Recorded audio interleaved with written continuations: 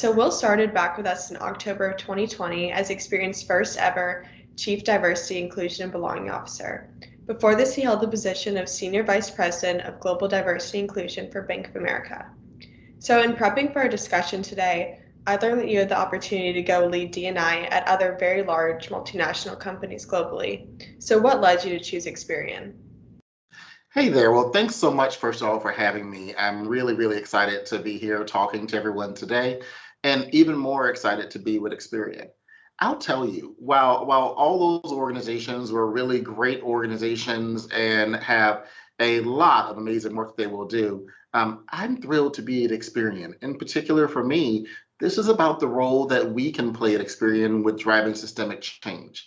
One of the things that we've heard a lot about in the media and corporations lately is systemic change. Well, because of the work we do here at Experian, whether it's really focused on how to create equity in the world of credit, whether that's giving access to small businesses to credit, to consumers being able to obtain their first home, or understand how credit can impact their well-being, or even if it's to corporations and how they can incorporate credit and credit awareness into their overall business strategy and a strategy for their people, Experian can help with all of that.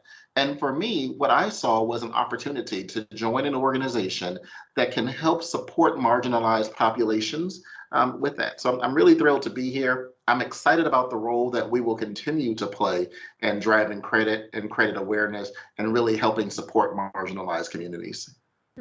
Yeah, well, think I can speak for everybody when I say we're really glad to have you on board. You told us today that nothing was off limits. So, do you have any comments on politics in the election in the state of Georgia?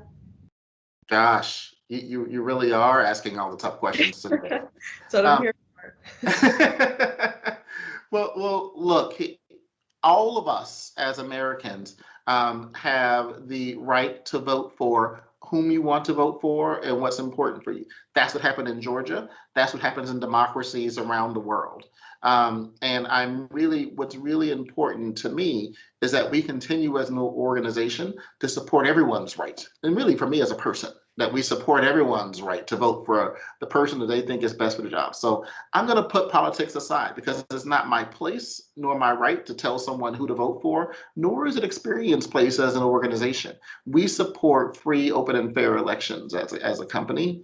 But what's really striking to me about the Georgia elections is Georgia, a state that's long been mired as a center for oppression.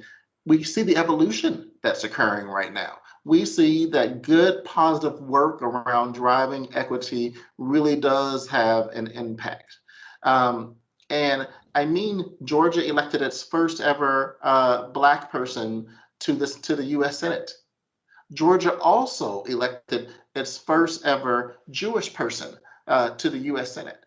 So if we can see the type of diversity that's occurring in Georgia begin to happen even in more places around the globe, that tells us that there are more and more people that are beginning to understand and appreciate that diversity makes us all better.